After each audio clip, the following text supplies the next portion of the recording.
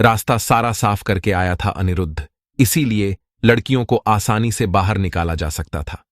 Major Najma Shah लड़कियों को बाहर ले जा चुकी थी और रश्मि भारद्वाज कॉलेज की लड़कियों को लेने गई थी।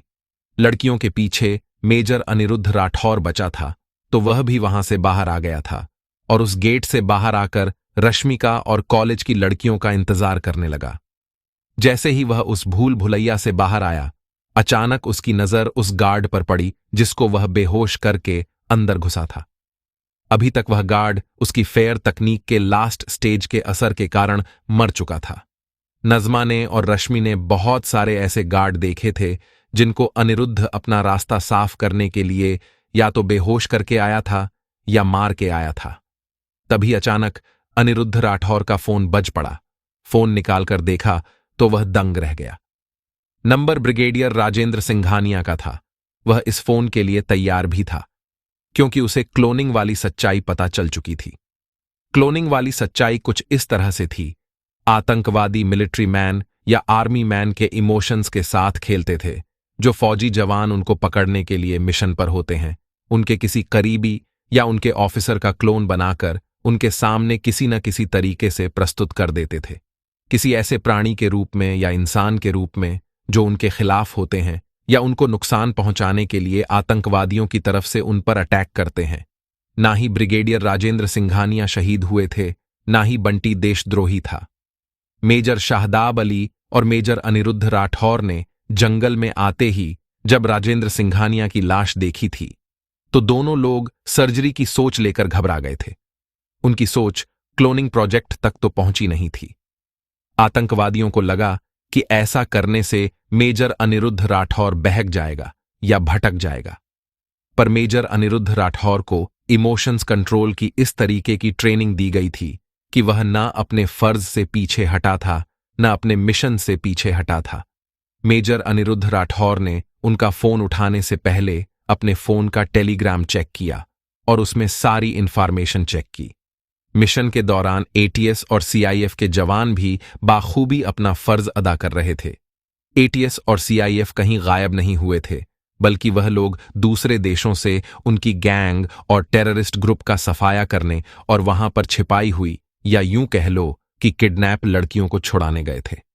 अंदर की सच्चाई यह थी दोस्तों। अनिरुद्ध का फोन बहुत देर से बज रहा था, तभी अचानक रश्मि लड़कियों को लेकर आती हुई दिखाई दी। अनिरुद्ध राठौर ने रश्मि को कहा, रास्ता सारा साफ है, तुम लड़कियों को लेकर नीचे जाओ, शादाब अली और नज़मा के पास। रश्मि लड़कियों को लेकर नीचे की तरफ चली गई। अनिरुद्ध ने फोन उठाया और कहा, हेलो सर, क्या हाल चाल? राजेंद्र सिंघानिया उधर से चहक कर बोला, बहुत बढ़िया अनिरुद्ध, तुम बताओ। अनिरुद्ध ने कहा, बहुत अच्छा सर, बहुत मजा आया मिशन में। राजेंद्र सिंघानिया फिर से बोले, यही तो तुम्हारी खूबी है अनिरुद्ध, कि तुम मिशन को खतरे की तरह नहीं या काम की तरह नहीं, तुम एंटरटेनमेंट के किसी फिल्म या वेब सीरीज की तरह समझकर ऑपरेट करते हो। अनिरुद्ध ने कहा, सर, हर काम को एंटरटेनमेंट समझ के करना चाहिए। छोटी सी जिंदगी है सर, जाने कब खत्म हो जाए, इसलिए हर सिचुएशन में खुश रहने की कोशिश करनी चाहिए। बाकी सर 95% हमारा मिशन सक्सेसफुल हो गया है, 5% मिशन रहता है, पाकिस्तानी आतंकवादियों को पकड़ना है। राजेंद्र ने कहा, मैं सब जानता हूं अनिरुद्ध, मैं सब कुछ जानता हूं, बाकायदा तुम सब पर नजर रखी जा रही थी। फिर राजेंद्र हंसते हुए बोला, उन लोगों ने तो मेरे को ही मार दिया था। अनिरुद्ध भी हंसते हुए जवाब देते हुए बोला, और मैं जरा सा घबरा गया था। राजेंद्र ने कहा, नहीं नहीं अनिरुद्ध, घबराना नहीं चाहिए। कोई बात नहीं, अगर ऐसा सच में भी हो जाता तो तुम मिशन से ना भागते, इतना मुझे यकीन है। अनिरुद्ध ने कहा, नहीं सर, मिशन से तो नहीं भागता, पर फिर भी दुख तो होता ही, लेकिन मैं समझ गया था कि यह क्लोनिंग का चक्कर होगा, और निकला भी वहीं फिर। राजेंद्र ने बोला, चलो अनिरुद्ध, ठीक है फिर, कॉन्ग्रेचुलेशन, और आगे के मिशन के लिए ऑल द बेस्ट। अनिरुद्ध ने, ओके ठीक है सर, ख्याल रखिएगा अपना, कहकर फोन कट कर दिया और बाहर की तरफ रश्मि, नज़मा और लड़कियों के पास चल पड़ा। ऑफिस में चलते हुए अनिरुद्ध को बेहोश किए गए गार्ड बाकायदा दिखे। उस ऑफिस नुमा अड्डे से बाहर निकलने में अनिरुद्ध को ज्यादा दिक्कत नहीं हुई। जैसे ही अनिरुद्ध उस ऑफिस से बाहर निकला, उसकी नजर उसके तोड़े हुए दरवाजे पर पड़ी। उसको देखकर अनिरुद्ध जोर से हंस दिया और फिर ऑफिस से बाहर आ गया।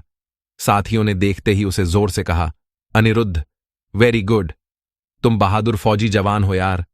अनिरुद्ध ने कहा, मुझे ही पता है कि मैं लड़कियों तक कैसे कैसे पहुंचा। शादाब अली उससे मजाक करते हुए बोला, हां, तुझे ही पता होगा, क्योंकि हम तो तेरे साथ थे नहीं भाई, तो फिर हमें कैसे पता होगा कि तू कैसे पहुंचा। वैसे हम सुनना चाहते हैं कि तू कैसे पहुंचा लड़कियों तक। अनिरुद्ध ने कहा, चौथी फ्लोर, यानी 500 फीट ऊपर चढ़कर नीचे लटक के पहुंचा। जानते हो क्यों? क्योंकि नीचे अलार्म सिस्टम, लेजर या यूं कह लो कि ट्रैप के रूप में लगा हुआ था। अगर हल्का सा भी पैर मेरा उस पर पड़ जाता ना, तो गैंगस्टर एक्टिव हो जाते और अलार्म बज जाता। इसीलिए सबसे पहले मैं चौथी फ्लोर यानी 500 फीट ऊपर चढ़ा। उसके बाद में चौथी फ्लोर की बाउंड्री पर लटक कर दूसरी तरफ अपने पैर करके किसी सेफ जगह उतर गया। आगे की कहानी अनिरुद्ध राठौर ने सबको शॉर्ट में सुना दी। स्टोरी सुनकर शादाब अली ने तालियां मारते हुए कहा, शाबाश, इसको कहते हैं हिंदुस्तानी शेर। मिशन सक्सेसफुल होने की खुशी में अनिरुद्ध, राठौर, तू हमें पार्टी देगा भाई? अनिरुद्ध हंसते हुए बोला, अभी मिशन सक्सेसफुल होने दो, फिर देखते हैं। अभी 5% मिशन बचा हुआ है। पाकिस्तान के टेररिस्ट को पकड़ना है अभी। और अभी तुम लोग ये सोचो कि कम से कम 150 लड़कियां हमारे साथ हैं, इनको कैसे लेकर चलें होटल तक। रश्मि ने कहा, सर, कोई ट्रांसपोर्ट मतलब पब्लिक ट्रांसपोर्ट बुक कर लेते हैं, जैसे कि बस, ट्रक। अनिरुद्ध ने कहा, ट्रक तो कभी बुक नहीं होता है। हां, बस बुक कर लेते हैं, बस स्टैंड जाकर, चलो। शादाब अली ने कहा, अनिरुद्ध, बस स्टैंड जाकर बस नहीं बुक करते हैं, हम किसी तरह यही। अनिरुद्ध उसकी बात काटकर बोला, यहां कहां बस मंगवाएगा भाई मेरे, यहां पर पूरा जंगल है। इस नदी के पार, देख रहे हो ना, जो नदी बह रही है, इसके पार पूरा जंगल है। और 1 मिनट याद आया, नज़मा और रश्मि की तो जंगल के उस पार सड़क पर गाड़ी भी खड़ी हुई है। नज़मा अचानक चिल्लाती हुई खुशी से बोली, आइडिया। अनिरुद्ध अचानक नज़मा की तरफ घूमकर हैरानी से बोला, कैसा आइडिया? नज़मा ने कहा, सर, हमारी गाड़ी उधर खड़ी है, एक काम करते हैं, मैं या रश्मि या हम दोनों बस स्टैंड जाकर एक खाली बस बुक करवाते हैं और बस को सड़क पर ले आते हैं। उसके बाद आप लोग लड़कियों को लेकर वहां आ जाओ और बात खत्म, हमारा काम हो जाएगा। अनिरुद्ध ने कहा, बात में दम तो है। ठीक है, फिर ले आओ तुम बस, और किराया पूछ लेना, हिसाब से कर देंगे। जब तक तुम बस लेकर आती हो तब तक हम लड़कियों को लेकर जंगल के दूसरी तरफ सड़क पर आते हैं। शादाब अली ने कहा, मैं तो कहता हूं उनके साथ ही चलते हैं, हम वहां रुक जाएंगे उनकी जहां पर गाड़ी खड़ी हुई है, और ये बस ले आएंगी। ठीक है, फिर चलो, अनिरुद्ध ने उसका जवाब देते हुए कहा।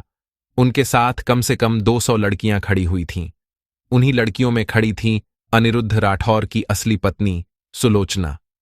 अनिरुद्ध राठौर फिर से लड़कियों की तरफ घुमा और तेज आवाज में चिल्लाते हुए बोला, चलो गर्ल्स, हम सड़क पर चलते हैं।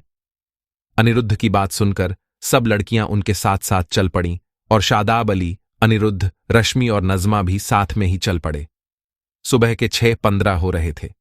पास में नदी में खड़ी 2 वोट तैयार की गई, और जैसे कि आप जानते हैं कि मिलिट्री मैन को वोट चलाने की ट्रेनिंग भी एडवांस ट्रेनिंग कोर्स में दी जाती है, रश्मि ने वोट संभाली और दूसरी लड़कियों वाली वोट नज़मा ने संभाली। आतंकवादियों की 2 वोट्स वहां खड़ी हुई थीं, उन वोट्स का सहारा लिया इन फौजी जवानों ने। करीब 2 घंटे बाद सुरंग को पार करते हुए और नदी को पार करते हुए वह सारे जवान और लड़कियां जंगल में फिर से पहुंच गए थे। धीरे धीरे करके वोट से लड़कियों को बाहर उतारा गया। सारी लड़कियां उतारने के बाद सब के सब पैदल जंगल के एग्जिट की तरफ चल पड़े। जंगल में कल रात वाली डरावनी आवाजें बिल्कुल नहीं सुनाई दे रही थीं, बल्कि अभी तो सुबह के पंछियों की मीठी मीठी आवाज उनके कानों में पड़ रही थी। कल रात को जब अनिरुद्ध और उसके साथी इस जंगल से नदी तक पहुंचे थे, ये जंगल जितना डरावना लग रहा था, सुबह के वक्त में उतना ही सुंदर दिखाई दे रहा था। पैरों के नीचे आ रही सॉफ्ट और रुई जैसी हरी हरी घास, आसपास उगी हुई हरी हरी जड़ी बूटियां और झाड़ियां जंगल की सुंदरता को और ज्यादा बढ़ा रही थीं, और ऊपर से सुबह सुबह की ताजी हवा इस सुंदरता में 4 चांद लगा रही थी। लड़कियां भी अनिरुद्ध और उनके साथियों के साथ चुपचाप चल रही थीं। उनको यकीन भी नहीं हो रहा था आज अरसे बाद अपनी आजादी को महसूस कर रही हैं वो सब। नहीं तो अभी कुछ वक्त बाद वह लोग पाकिस्तान के लिए पाकिस्तान के गैंगस्टर के साथ निकल चुकी होती। उन्हें यकीन नहीं हो रहा था कि अभी 4:30 बजे तो वह लोग किडनैप थी किसी तंग से कमरे में। कई अरसे बाद उनको इतनी ताजा हवा खाने को मिल रही थी। कई सालों बाद वह आज अपने आप को प्राकृतिक के इतना करीब महसूस कर रही थी। अभी कुछ घंटे पहले वह सब सोच भी नहीं सकती थी कि कोई उनको छुड़ाकर इतनी आसानी से बाहर ले आएगा उन दरिंदों के चंगुल से। वह यह सोच सोचकर हैरान हो रही थी कि अगर उन्हें कोई ना छुड़ाकर लेकर जाता तो उनको गंदगी का सामना करना पड़ता। मना करने पर गैंगस्टर लोग एक ही काम करते थे, बेल्टों से बुरी तरह पीटते थे उन लड़कियों को। जंगल की सुंदरता और प्राकृतिक के मजे लेते हुए अनिरुद्ध और उसके साथी और लड़कियां जंगल की एग्जिट में रोड पर आ चुके थे। रश्मि और नज़मा फिर से जंगल के अंदर गई और वहां पर लगा हुआ टेंट और बाकी सामान बाहर ले आए। नज़मा ने कहा, सर हम लोग यहां टेंट फिट कर देते हैं, तब तक आप लड़कियों को लेकर यहां बैठ जाइए। अनिरुद्ध ने कहा, ठीक है तुम टेंट लगा दो, हम यहां बैठ जाते हैं और लड़कियों से थोड़ी बहुत पूछताछ कर लेते हैं। रश्मि ने टेंट फिट किया और शादाब अली और अनिरुद्ध से कहा, हम लोग चलते हैं सर, बस लेकर वापस आते हैं। अनिरुद्ध ने कहा, ठीक है तुम जाओ। रश्मि और नज़मा अपनी गाड़ी में बैठकर तेजी से गाड़ी भगाती हुई रोड पर गायब हो जाती हैं। उनके जाने के बाद शादाब अली और लड़कियों से पूछताछ करने लगा। अनिरुद्ध और सुलोचना के बारे में वह जानता था, सो सुलोचना को छोड़कर बाकी सब लड़कियों से वह बातचीत करने लग गया। शादाब अली ने उस जगह पर दूसरा टेंट लगा दिया और लड़कियों को लेकर वहां चला गया ताकि सुलोचना और अनिरुद्ध राठौर को अपनी गलतफहमियों को दूर करने का स्पेस और वक्त मिल सके। शादाब अली और बाकी की लड़कियों के जाने के बाद सुलोचना और अनिरुद्ध चुपचाप बैठे रहे। दोनों को हिचकिचाहट हो रही थी एक दूसरे से बात करने में। चुपचाप बैठे दोनों एक दूसरे की तरफ देख रहे थे। ज्यादातर अनिरुद्ध राठौर को रोना नहीं आता था, लेकिन पिछले कुछ वक्त में उसने सुलोचना को जो भी भला बुरा कहा था उसे सोचकर वह फुट फुट के रो पड़ा। अनिरुद्ध को रोता देखकर सुलोचना रह नहीं पाई और उसने अनिरुद्ध को अपने गले से लगा लिया। अनिरुद्ध राठौर फुट फुट के रोते हुए बोला, मुझे माफ कर दो सुलोचना, मैंने बड़े बड़े सीक्रेट मिशन एग्जीक्यूट और इंप्लीमेंट किए हैं। इतनी बड़ी गलती मुझसे कैसे हो गई, मुझे खुद को समझ में नहीं आ रहा। मुझे लगा था कि तुम सच में देशद्रोही हो और तुमसे नफरत कर बैठा मैंने यह भी सोच लिया था कि जिंदगी भर तुम्हारी शक्ल नहीं देखूंगा मैंने एक बार भी नहीं सोचा कि यह कोई ट्रैप भी हो सकता है। मैं अपने आप को कभी माफ नहीं कर पाऊंगा सुलोचना। सुलोचना ने उसके आंसू पोंछे और कहा, बस अनिरुद्ध बस करो अब। पिछला वक्त कचरे के समान होता है अनिरुद्ध, उसे याद करके अगर हम जिंदगी भर रोते रहेंगे तो अपना फ्यूचर भूल जाएंगे हम। अनिरुद्ध, गलतियां किसी से भी हो सकती हैं, यहां पर कोई इंसान परफेक्ट नहीं है, ना मैं ना तुम। हां, कोशिश कर सकते हैं हम परफेक्शन तक पहुंचने की। अब मैं तुम्हें इतना ही कह सकती हूं अनिरुद्ध कि संभालो अपने आप को। ना इसमें तुम्हारी गलती है ना मेरी, फिर इस मैटर में माफी तो दूर दूर तक एग्जिस्ट नहीं करती है। अब हम इतना कर सकते हैं कि अपने रिश्ते, अपनी जिंदगी को नए सिरे से शुरू कर सकते हैं। माना इतनी जल्दी शुरू नहीं हो सकता, थोड़े से शौकस ऐसे हैं जो हमारे दिमाग में रहेंगे जिनसे निकलने में टाइम लगेगा, पर जब हम कोशिश करेंगे ना तब वापस से सब कुछ नॉर्मल हो जाएगा। अनिरुद्ध और सुलोचना जाने कब तक इसी तरह गले लगे रहे। इतने लंबे अरसे बाद अनिरुद्ध अपने आप को सुकून महसूस करवा रहा था। बिना किसी चिंता के, बिना किसी स्ट्रेस के अनिरुद्ध और सुलोचना एक दूसरे को थामे बैठे थे। सुकून के लम्हे थे यह, जिनको यह दोनों चुराने की कोशिश कर रहे थे। मोहब्बत की तालाब में डूबे लोग इसी तरह अपने सुकून को महसूस करते हैं। अनिरुद्ध सुलोचना के और करीब हो गया। सुलोचना के कंधे पर उसकी और उसके कंधे पर सुलोचना की सांस बाकायदा गिर रही थी।